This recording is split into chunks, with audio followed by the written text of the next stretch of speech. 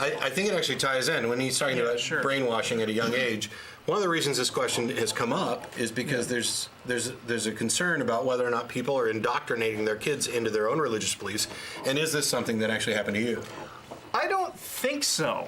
I mean, as far as I can tell, I mean, you know, I would have to say it's certainly true that my parents were atheists and probably told me that there was no God. And look at me, here I am, not believing in God today. Right. So, in that sense, you could say that this is indoctrination. But on the other hand, any kind of specific indoctrination I might have gotten from my parents, I think, was deliberately diluted in a whole bunch of ways. Or, you know, some of it deliberately and some of it not so deliberately.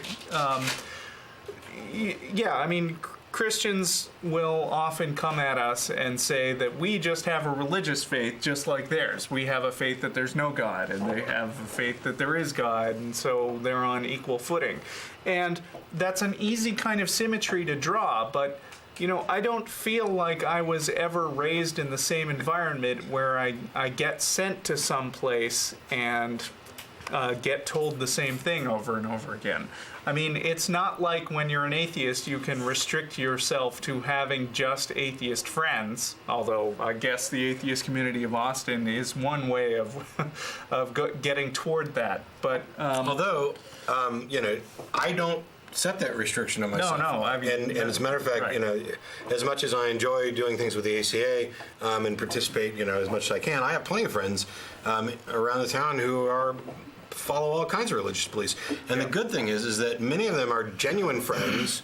We get along. We agree on some things. We disagree on some other things. We laugh about some of the things that we disagree about, and we generally have fun. But this isn't. I don't go after them and try and take away their religion. We don't tend to have arguments and discussions about religion, and for the most part, you know, I argue with people who are religious, but only if it comes up in conversation. I mean, for instance, I actually want to bring up my best friend for a second, which isn't something I thought of when I was preparing for the show today. But when I was 10, I moved to Santa Fe, New Mexico, and met a kid my own age just when I was driving up. He was right there next door. Shout out, hey Gil. I don't think he listens to the show. But his parents found out that I was an atheist, and they didn't want him to play with me for a while. And he did anyway. But I don't remember having serious discussions with him about atheism until just a couple of years ago. And it turns out that I mean, you know, even though he is good friends with both me and my dad, who's the most outspoken atheist ever, I think we had small conversations about it, but he said that he was having a sort of a crisis of faith recently, and I didn't shy away from needling him about it, you know, saying, well, you know, here's what I think. And I think he's moved more away from belief. But I want to say that I didn't corrupt him the way his parents were afraid I would when we were kids. In fact, when we were kids, he actually egged me on to shoplift something. And I'll own up to it right now. I pocketed some gum, and I felt terrible about it, and that's the only shoplifting I've done in my life. And it was because of my Catholic friend. So, hey again, he's grown up into a fine, upstanding citizen. But, yeah, I would have to say that you do get a lot of paranoia about what the atheist is going to do. A lot of assumption that they're going to indoctrinate you into whatever weird, crazy atheist beliefs you have, which is kind of a natural assumption considering that's what they would do. Well, I think in part people will complain, well, it's wrong to put that off on their religion, and I agree. Mm-hmm. Let's say the shoplifting incident had nothing at all to do with who was Catholic. I'm not blaming it on his Catholicism. And that's the point I'm getting to, is that instead there is a comment to be made about these people who have deluded themselves into thinking that a particular religious belief is likely to make you more moral or more ethical. The fact of the matter is that by and large, whatever your religious belief is, kids tend to do a lot of the same stuff everywhere. And that includes, breaking stuff, lying, being mean to the other kids, shoplifting, and eventually, as they get into their teens, owning up to their hormones and having sex. Where the problem that I think with religion comes in is in how it chooses to deal with those things. First of all, I mean, there's some denial going on.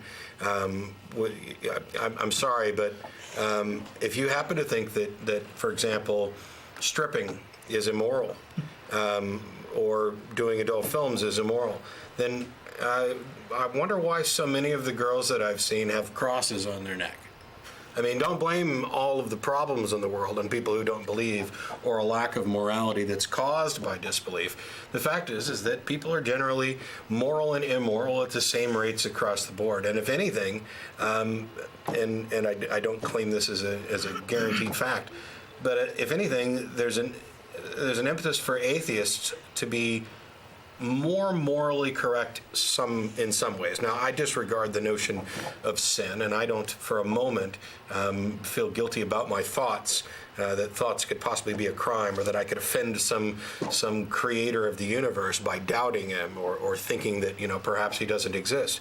I also disregard a lot of other things that different religions say are sins, and I tend to look at it as, what do you do that harms other people? As being, the main thing. Right. But even within the scope of a kind of Christian-based society and the morals that we do there, I think you'll find that there's been some discussion about whether or not atheists are underrepresented in prison. I don't find those statistics particularly fair. But what I will say is, this is something Chris and I talked about the other day. Yeah. That there's a good reason for atheists to actually be more moral. For example, I tend not to flip people off going down the highway when they've cut me off and pissed me off, because I'm an actual driving advertisement for atheism. So I take extra steps to try and make sure that I'm the best representative I can be. Well, Christians would probably say the same thing. They have to show the faith is. I mean, they have to. Oh, I don't know the lingo, but they say something just like that, where they want to be good representatives of the faith. And I think that in general, most of them probably do. But what we're really saying in both cases is that we are actively working against our own nature in order to represent ourselves in a positive way to other people. What I think we need to start recognizing is, what exactly is our nature? When should we work in opposition to it? When should we embrace it and finally say, you know what, that's not a bad thing. They're not actually hurting anybody. And we see this quite a bit. I guess we can go ahead and take this call, which... Yeah, I mean, I've got a couple more things to say about morality.